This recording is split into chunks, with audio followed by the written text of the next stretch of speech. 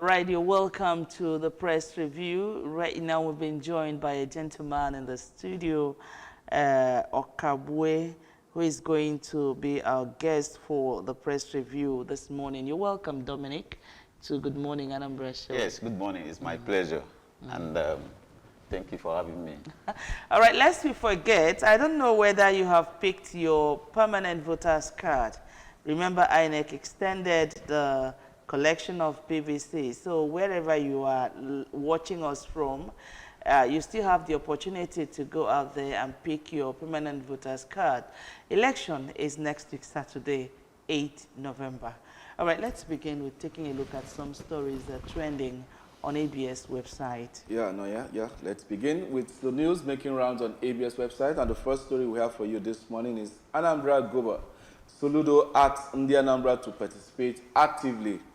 Also from the ABS website, we have ABS MD Moluku inducted into Rotary Club of Oka Urban. ECOWAS commences training of Anambra youth on table fish production. That's a nice one. Court orders permanent forfeiture of money recovered from former INEC rec. Also, 12 countries qualify for 2026 Women AFCON.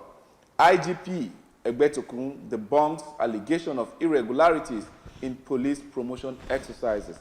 Cameroon's opposition leader Bakary to face legal action over allegations of inciting violent post-elections demonstration. And then we have at least 132 people killed in Brazil's police operations. And that's all we have for you from ABS website. Quickly, let's delve in and then begin to pick the interesting ones.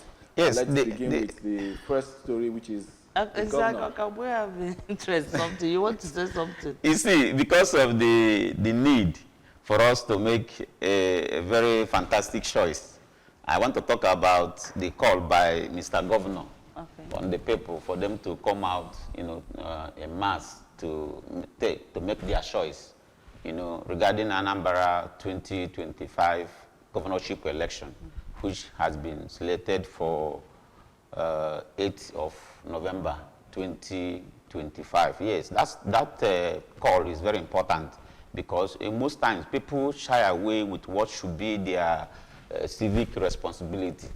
Oftentimes people complain that government is not attending to certain things they may have requested, but we also fail to do our own, obligation. As citizens of Nigeria and Anambra in particular, it is our responsibility to come out in mass, to demonstrate. Do you understand? To decide, because it is our vote that will put anybody there. So, but you see people who will just sit at home that very day, say after all their vote doesn't matter. Even if they didn't cast their vote, the person will still win. If you decide to sit at home, and I sit at home, my namesake, sit at home, who will now go out to decide? So it is important that people, in fact, I'm also of the opinion that the government, it's high time government to place ban on certain things, that if you really want to do it regarding official issues with government, you ask to demonstrate whether you voted or not. How do you know that? I think it is important at this point for voter enlightenment, because so many people don't know that voter party makes room for rigging of election. Sure. So a lot of people don't know that. Sure. Sure. All right. There's this story about what is going on right now in Cameroon. Yes. They are talking about opposition facing legal action when people are already dying. I watched that video. There was a particular video I watched. I saw a young boy that fell into a gutter, and the other young boys came around to help lift the guy, and they had gunshots beyond. They dropped the guy and started running again. So after that video, I learned that so many people have already died. You see, the story in Cameroon is not only pathetic, it is heartbreaking. In fact, it is only in a civilized society that such a thing will be allowed to happen. In fact, whatever action that the opposing party or the opposition party have taken in Cameroon should be justified, irrespective of whatever circumstance that may have led to it. How can, this is more than Sithitism. This is more than Sithitism. In fact, it is unconstitutional. How can a man be in power for over 6 decades? It is unbearable. I think if they are bold enough, I would have advocated for more serious action than what is happening now. We only die once, nobody dies twice. How can only man hold a whole country, whole state for years? Even at that age, I think should be about 90-something now, and still occupying the seat. It's 92, 93. 92, 93. It is unfortunate. All right, in case you're just joining us, you're watching a press review on Good Morning Anambra show. We take a very short break. We'll return as soon as possible to continue with the press review. Don't go anywhere.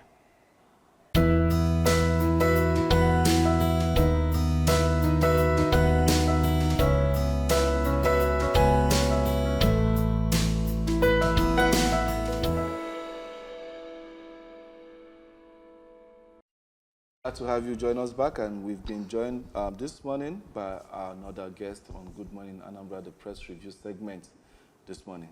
Don't go anywhere, because our guest is seated in the person of Okafor. Tochukwu Okafor. Glad to have you join us this morning on Good Morning Anambra, the press review segment. Thank you very much. All right, we'll quickly run with the papers right now. Let's see the first paper for review on press review this morning. The Daily Trust newspaper. Alleged coup plot. Silva confirms raid on residents. And of course, we have and other stories. National Assembly okays Tinubu's request to borrow $2.35 billion. Kano confirms 4 new variants of polio virus. Banks' credit to private sector drops by 6 trillion naira in 4 months. We also have FG withdraws pardon for Mariam Sanda. Okay, Mariam Sanda, drug dealers. And of course, alleged Christian genocide. U.S. lawmakers relying on faulty data. That's a report coming from the federal government. Protests, curfew thrill Tanzania presidential poll. Shetima to ACF, don't allow mischief makers divide Nigeria. These are much. We're trending on Daily Trust. We move to the Punch newspaper immediately before we comment. Coup controversy, military tracks 45 billion naira in NDDC. With rider there, detained soldiers linked in NDDC top shots probe. Silva out of country, denies links with alleged group. And of course, we have at the mass there, Tinubu revokes pardon for Sanda 140 high-profile inmates. Senate screening, CDS eyes foreign partnership to crush insurgency.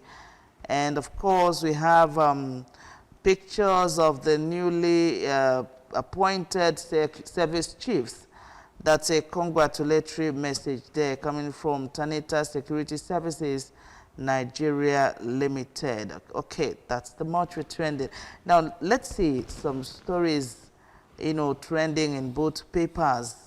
I don't know whether the federal government is beginning to listen to the pleas of the masses. You remember when that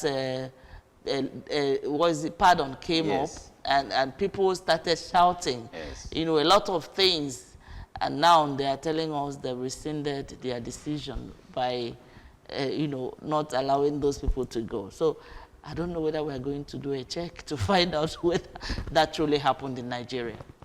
Yes, you see, what happened was a constitutional right of Mr. President.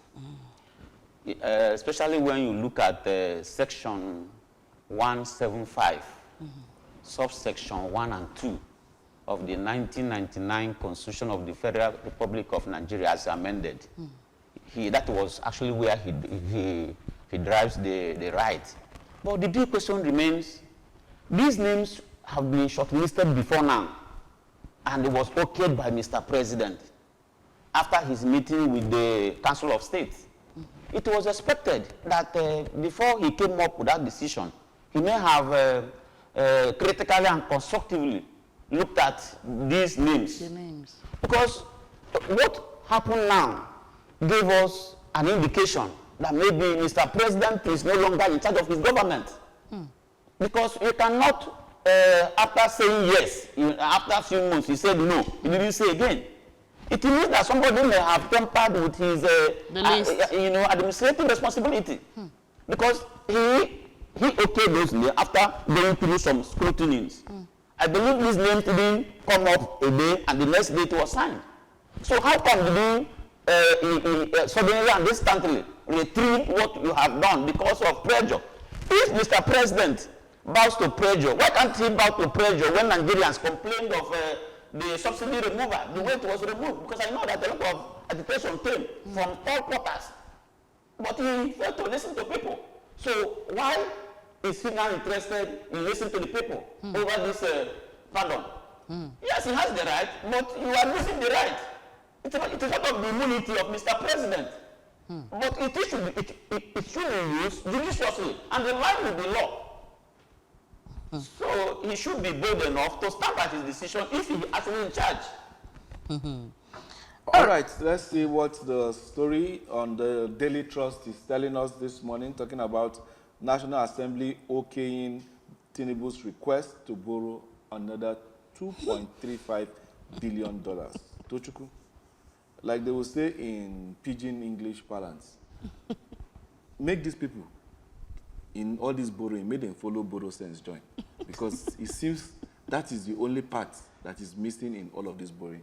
What do you have to say about this excessive borrowing?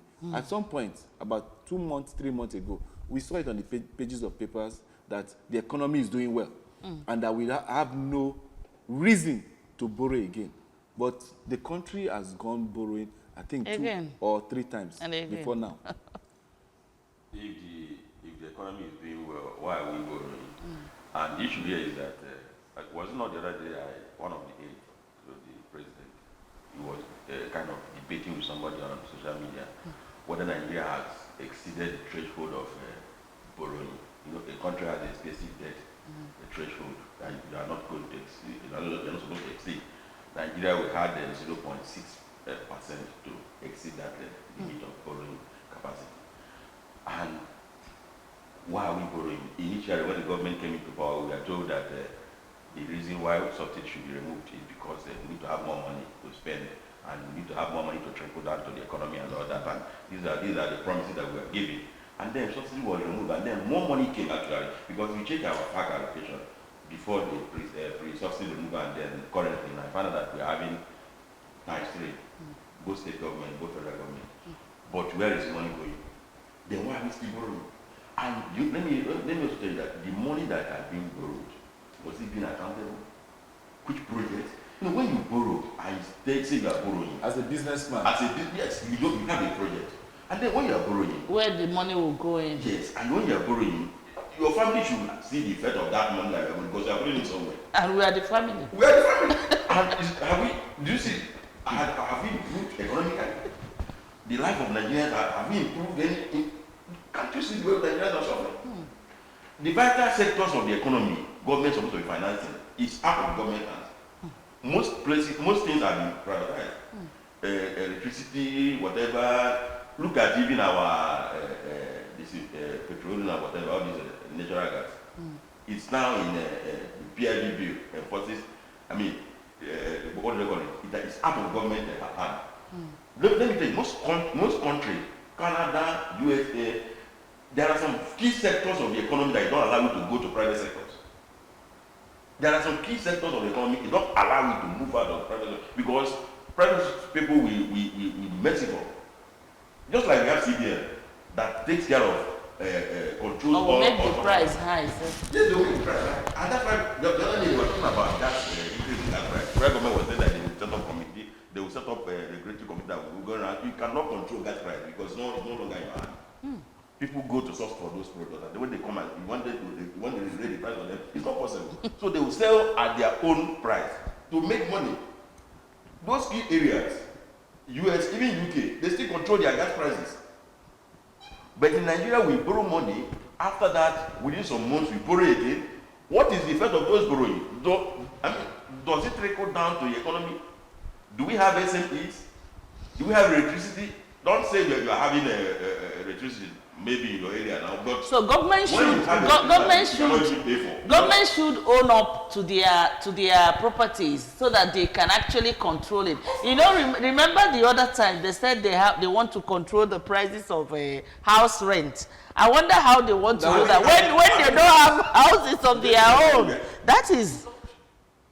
So there are things you don't leave. Okay, they've pushed away electricity, gas and whatever through PIB bill and all that, and then those things are the things that control factors of the economy.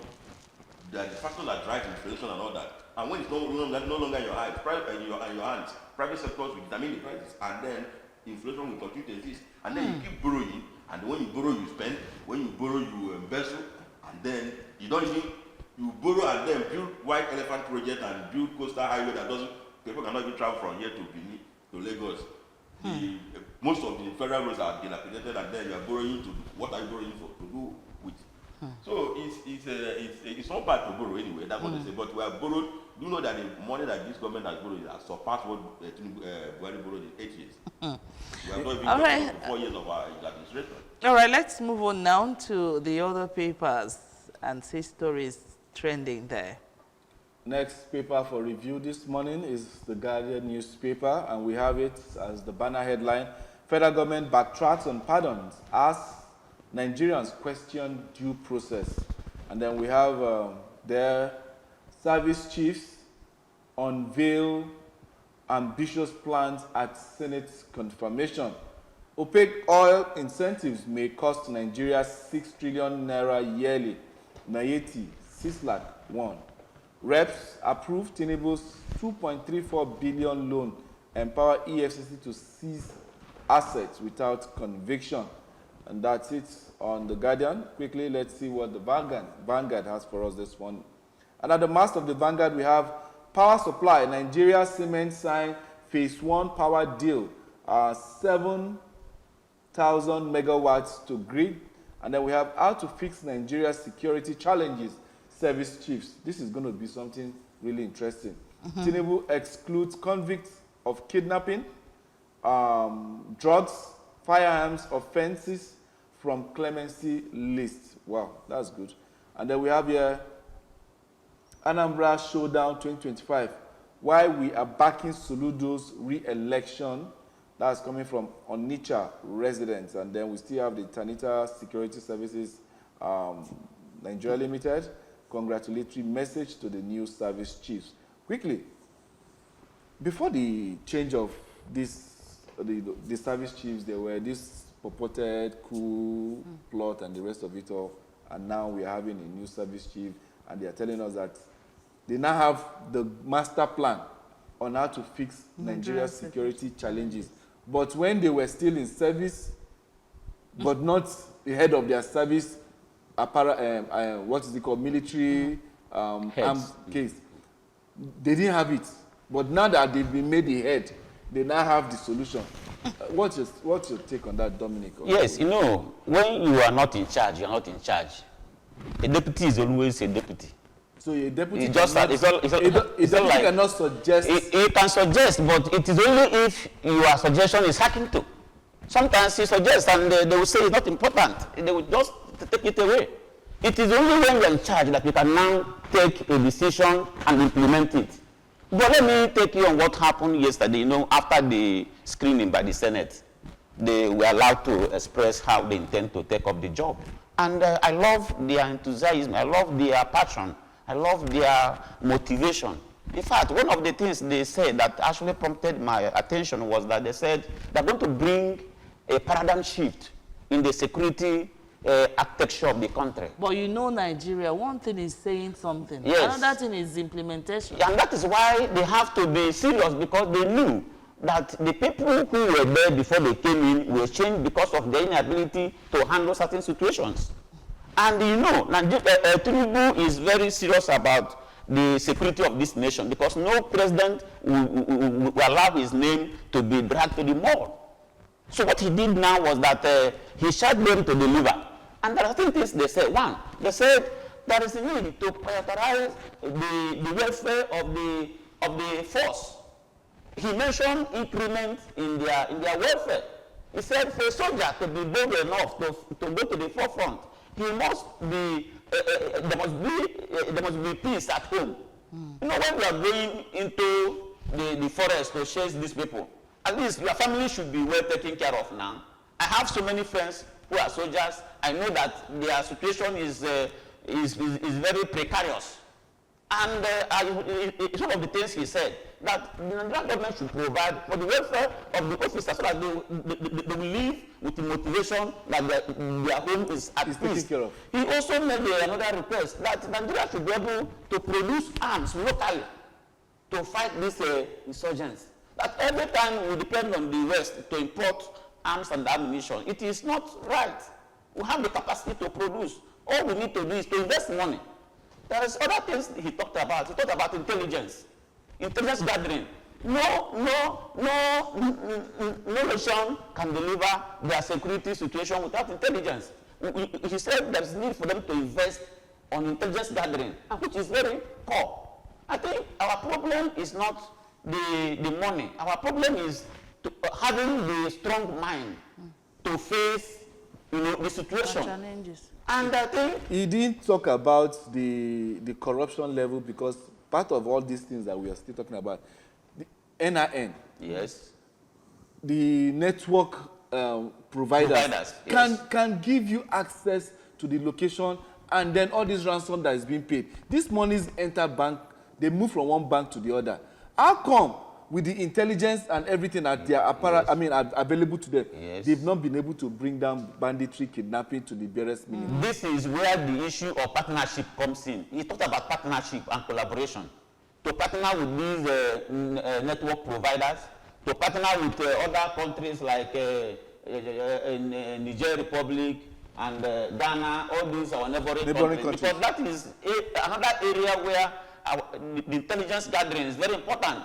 Because these people operate using these spaces, both air and the land. How do you block them? The moment you block their movement, you have captured them. So I think if they are serious enough, I think I like that word. If they are serious enough, because it did not start today. Yeah, all right, let's now move to other papers. We take a look at the Daily Independent to see stories, flowing from there. Foreign inflows steady naira amid weak domestic forex supply. We have other stories. The pardon list, Tinubu drops convict. We've seen that. Silver not part of coup, says aid, confirms military raid on home. Our salaries are amputated before payment. Nasu laments amputation. Okay, we now see the next paper, which is this day. New service chiefs get Senate confirmation. Vow reforms to tackle insecurity, boost troops' welfare with a rider there. NAS okays Tinubu's request for new external borrowing to finance 2025 budget deficit, refinance maturing Euro bonds. FG bows to public pressure. We've seen that. Oxford Global Think Tank Leadership Conference. Okay, that's where we see Sanusi and the others in front of that paper. NNPC shops for equity partners to high-grade its comatose refineries. Port Harcourt worry Kaduna facilities will work, says Ojulari. Prices to rise further as FG approves 15% tariff on imported fuel. Official letter indicated to trigger 99.72% per liter, 72 naira per liter increase in Lagos, but argues it will allow domestic refiners to cover costs. Okay, we are here watching. My own is that most of these things, it's the poor man that receives, that the poor man that suffers all these things. Yes, that bears the brunt of all this. So I don't know, what's your take on that? Increment, 15% on imported fuel. If I... Well, the 15% increment in imported fuel and other projected increment that we're going to experience in 2026. I don't know. I don't. There's one that is starting in 1st December. Of course. People traveling. And the what they call the fuel tax, 5% fuel tax. And then so this increment that they're projecting now, if we add up with the fuel tax, what we'll now be seeing, you know, even now, most persons, I mean, they park their car and they can't even, they prefer public transport because it costs more, if not for comfort. Even some people will not be driving, still driving, because it costs more now to fuel your car to use a and if anything happens to your car, to fix it becomes the issue. So it's the living, what they call it, the life of people now. We spend much to live.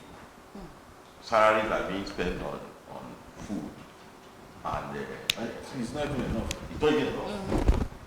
It's not even enough to even eat. When I mean eating, well, most countries they have gone far away from. I mean, they become food sufficiency. You know, they have the enormous capacity to feed the whole country very well. When I mean feed, I mean not just eating carbohydrates. And even some countries that don't produce what they eat. Even some countries that don't produce what they eat, they still have sufficient. You know, somebody else in one my other was telling me, see, cost of food, I mean, protein and all that, very cheap. Compared to what we're experiencing, chicken in Nigeria is for the rich. That's the truth. Even normal fish and whatever. And these reflect, you know, because once there's an increment in price of petroleum product, every other aspect of the economy increases. Every other aspect of increases. And then you find out that when you now borrow money, increase the cost of landing cost of petroleum, increase tax, put in fuel tax. So what do you expect people to do? How do they cope? Coupled with the insecurity and other things that we're encountering. The new subjects we are talking about now, and we think stealing will stop, cutting corners will stop, yes. You know, doing some smart, you know, doing some little things while you're working will stop in Nigeria. Court, our local news, the court asked Sokoto Rec to forfeit 49,000. It was in the headline. $49,700. That's a resident electoral commissioner in Sokoto State. Where the money come from? That's 2023 election. So these are corrupt money that was exchanged hands. You know. So what are we doing? The so-called insecurity and all that. If we want to supply insecurity, our budget is even enough to do that. But those budget goes into private pockets.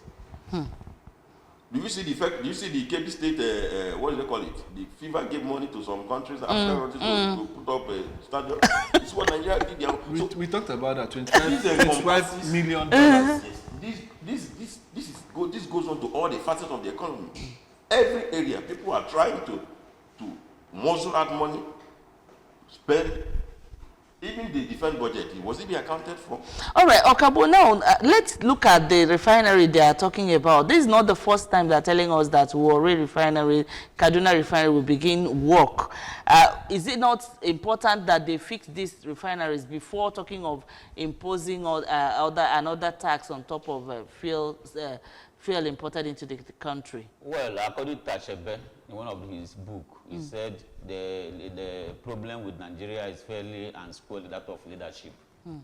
I think there is no need we deceiving ourselves over this issue of multiple refineries, because this is a combined business. Any business that one partner is not benefiting will not be promoted. The scandal we have in our refinery today is because government has an interest in what is going on. If all these refineries are working, both Warri, Port Harcourt, Kaduna, Lagos, and what have you, we will not be witnessing what we are witnessing today. In every game, somebody is benefiting. Just like whenever Mr. President sent a request to the National Assembly, they will approve it in the morning without any debate. It's because when they approve, they will take their own share. Just like when somebody award contract, he will take his own percent. So why can't he start awarding contract? This is what is happening in Nigeria. The presidency knows all these things.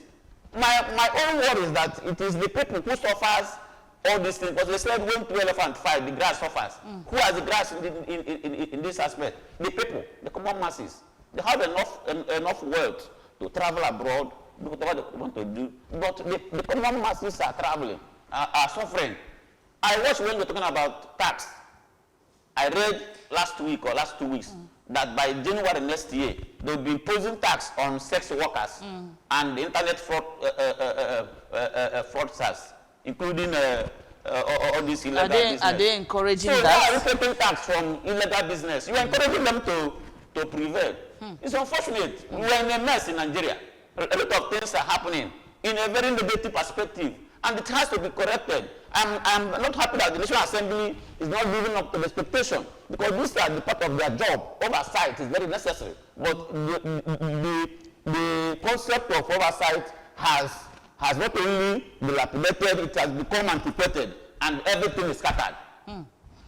Okay, let's go to the next papers for review this morning, and then that will be this day newspaper, and we have Nigerian Tribune. And we have, Nigerian Tribune, sorry. We have Southwest leaders, traditional rulers, unite for regional progress. And we have riders there, Fashion Kende, Ayedatiwa, Sonwolu, others push for Yoruba unity development agenda. Federal government releases 2.3 billion for payment of salaries, promotion arrears in universities. And that's all we have for you on the front page of the Tribune newspaper. Quickly, let's see what the Daily Sun has. Tinubu bows to pressure. We've seen that. And alleged coup plot, security agents spread dragnet fears. And then we have how DIA, NFIU, EFCC tracked, uncovered ex-governor Silva's transactions. DSS, not military, raided his Abuja residence. Former Bayelsa governor confirms raid, denies involvement in any plot. Well, we'll get to see that. And then the last paper for review this morning is the Nation newspaper. And we have 2027 Southwest governors, leaders rally behind Tinubu. And then we have riders there saying, ministers give scorecards at confab. 55 persons removed from presidential pardon list, with only 120 enjoy prerogative of mercy. And that's all we have for you on the front page of the Nation newspaper. Quickly, let's see the story here on the Tribune, Nigerian Tribune. Federal government releases 2.3 billion for payment of salary, promotion arrears in university. Is this a means to douse the strike? Or has it really taken care of all the agitation over the years? Is this more like bribing you in order to just, you guys go back to work, but this is what you need? Okafor. Well, this is the 2.3 billion is just for promotion arrears. Yeah, it's been captured. They said for payment of salary and promotion arrears. Yes, in universities. 25%, 35% increment in salary. And promotion arrears for years now that has not been paid. So, and these are part of the agitations and the part of the... Okay, part of why the ASU are asking for... yes, the strike that they just ended. Yes, these are those reasons that why they're back on that strike. And you see those money, one thing the Nigerian government understand very well is strike. And these are, if you are going to work and you fail to strike, back on strike, they will feel that, everything is normal. But these are the strikes, the only way to understand. So you find out that the condition, there are many agreements that they signed, that 2009 agreement, and it has not really been implemented. And they keep asking for it, promotion areas and salaries, and you come here to promise even the wage award. The wage award has not even been, they've not paid all. I was some months are still remaining. There was a time we had a guest from the Unizik, grieved staff that have not been paid for 4 years, 5 years. Yes, these are in a university. They were employed in 2000 and that was 2023. No, far back. 2021. 21. And a peace issue. These are both internal and I don't know what really happened. How can somebody be working for 4 And years, then 5 years? I was there last month, and a staff I met there, I went for transcript for somebody said transcript. The man was telling me that he has not been paid for 4 years. More than 4 years. I said, are you actually here? You know, how can somebody be working and then you are not paid? In fact, it's a crime. It's a very big crime. In a same, well, let me use this one. In a same crime, for you not to be paid is a criminal offense. It's a criminal offense. Even to exceed a day.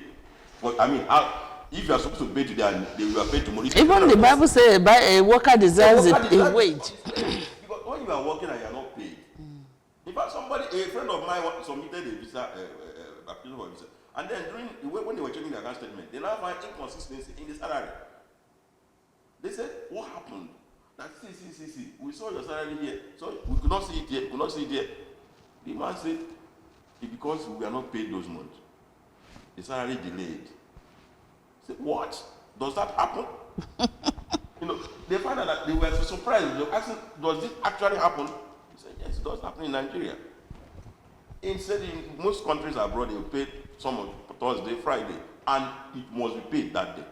But here, accumulated 2.3 billion, accumulated increment, salary arrears and whatever. So these are the things that most workers now, they cannot even feed themselves. And to talk about fighting corruption in Nigeria, you know, how does it work? You're even talking. Let's be realistic. You're talking about. Not paid. How can you be fighting corruption? That's it. So these are the bribery and then the what they call it, thieves and all that they ask for, and go from one office to the other to ask to pay money, pay this. It's because they are lacking. So if we are compared to what our politicians collect, common aid to the aid of somebody in government, you know how much they are paid? Not just a direct aid, but subsequent other boys, errand boys in the house, domestic workers, they are paid quickly. But federal government workers, state government workers, see how they are being treated. So it's right for them to ask for their entitlement. It is right for them to strike, to go on, back on strike, to demand for their, because when you are quiet, you will not be noticed. And those other money will be going to the private pockets and then using it to erect something that are not even worthy. So that is just the truth. So I commend them. If government can really, because most of the time I normally base my argument on what is implemented and not what is written on the newspaper. If you say that 2.3 billion has been mapped out for that, let it be that it goes to the pocket of those who are needing it. Not just our fair promises we normally see these days. Okay, let's capture this other story. This is coming from the Nation newspaper. Hurricane Tinubu, as they always will say, 2027 Southwest governors, leaders rally behind Tinubu. Yes, what do you expect?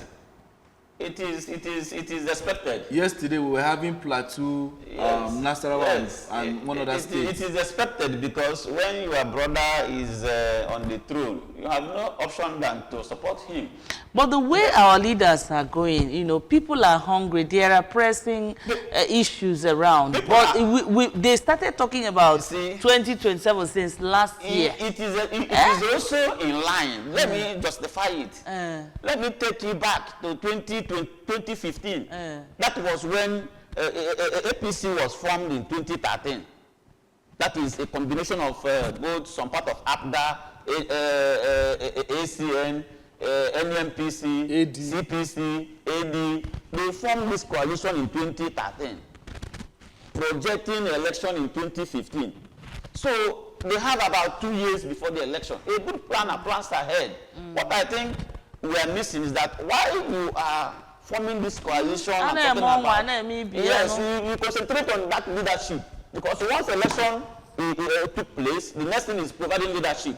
But they fail to focus on providing leadership, but give much attention to the next election. Yes, they need to plan ahead, but at the same time, they need to do what? Provide leadership to the people. Because that is why they are elected in the first place. Let me tell you, we're always in a perpetual election mode in this country. That's And then, the next election will happen November 2026 instead of February 2026. You know, even before this 2026, even now, right now we are now, Do you know that campaign is ongoing? Even though INEC guideline has not really Allow allowed that, but people are campaigning.